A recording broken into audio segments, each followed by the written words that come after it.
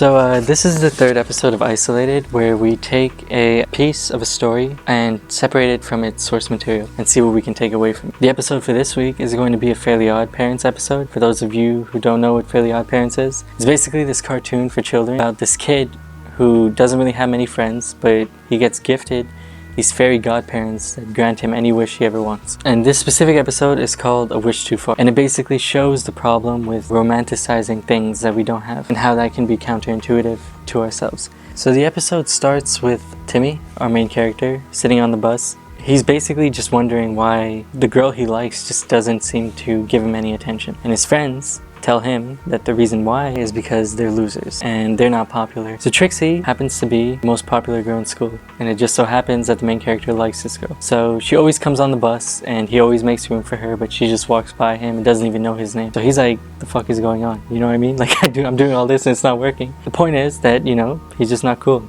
He's just chilling with his virgin ass friends in the corner, and he just doesn't stand out. He's spiteful because no matter what he does, this girl just won't recognize him. He tells his godparents that he wants Cosmo and Wanda. He tells them that he wants to be popular.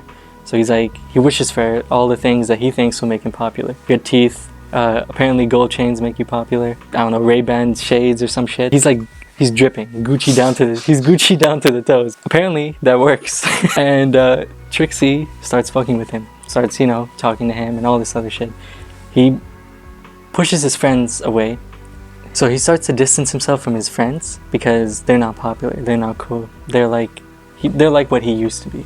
But that's not him anymore apparently, because, you know, clothes do the trick apparently. And Trixie becomes his friend, and he tells everyone going with this popular thing that he's throwing a party at his house later tonight. And he thinks that's his chance to, you know, get with Trixie. So he tells his friends that are, you know, losers that he's gonna throw the party and they should come too, because that'll be their chance to get clout too and make friends with all these popular kids. So he goes home and he starts wishing for all the things to make his house look better. And in the end, the wands of the godparents stop working and he gets summoned to court, this fairy court, where they put him on trial for not being grateful. Apparently, throughout the whole time he was wishing for these things, he never thought to say thank you. And he's on trial for that. So he's found guilty of being ungrateful, and as a result his godparents are taken away. And the thing is with these godparents is that they come to kids that are unhappy, lonely kids, and all this other stuff. Once he loses his godparents, he's reflecting to himself that he wished he didn't do the things he did, and that he actually, you know, what made him really happy was his godparents and his old friends. So proving that he learned his lesson, the popular kids come to the party, which is at his bum-ass house, and he tells them that, you know, this isn't who he is. He's not this popular kid, and he's just doing it to get some ass with Trixie. He's just doing it to impress Trixie. And that, you know, he's a loser, and his friends are losers, and that's all there is to it. He's not gonna be someone he's not. So the rich kids are like, the fuck is this? Let's get out of here. So they leave, even though he gave a fire-ass speech in the end. But Trixie comes back and kisses him on the cheek and says that it was cool that he stood up for his friends like that.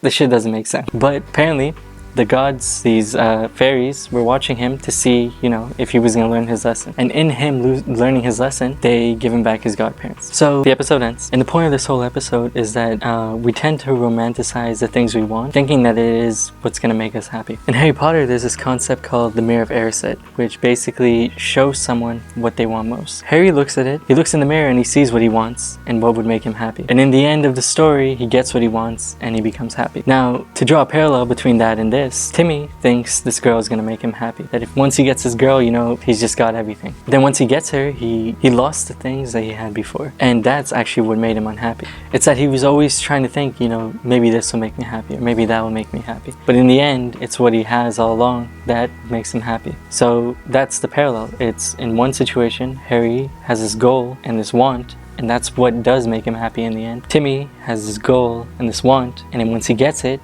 he actually ends up unhappy. You know, it's common stereotypes that, you know, rich people are always unhappy, or there's like a lot of melancholy with having a lot of things. In both situations, a poor person will be thinking, you know, if I get money, if I'm rich, I won't have any more problems. And that's what makes them unhappy. Versus the rich person that is envious of the mundane life. It's like, no matter what, people are always unhappy because they're always saying, oh, I could have this, or I could have that, or it was always better there. The point of this all is just that our romanticizing of things, our romanticization of the things we want, is actually what corrupts us and makes us unhappy in the end. It's that we're always thinking, you know, this will make me happy, this will get me where I want to be. But in the end, once you get what you want, or where you get where you want to be, there's a hole missing. There's a lot of problems that come with that, because there's always something else to want. First you say, you know, I want this, you get what you want, and you're like, oh, but I want this now. You get what you want, and it keeps going and going and going, and you're never satisfied, and you're never happy. So what Timmy Turner is explaining or showing in this Fairly Odd Parents episode is that, you know, you don't really need the things you want to be happy. Obviously it's different with different situations, but in general you don't need so much to be happy. Sometimes it's as simple as having a few good friends or having people that care about you, but you really don't need all the things that we set ourselves up for. That's not to say we shouldn't want the things we do, because in certain situations there is the possibility that it could make us happy. In Harry Potter, he wants a family, and in the end, once he gets what he wants, he ends up happy. Timmy Turner's situation, he gets what he wants and it doesn't make him happy. Just that we need to learn to differentiate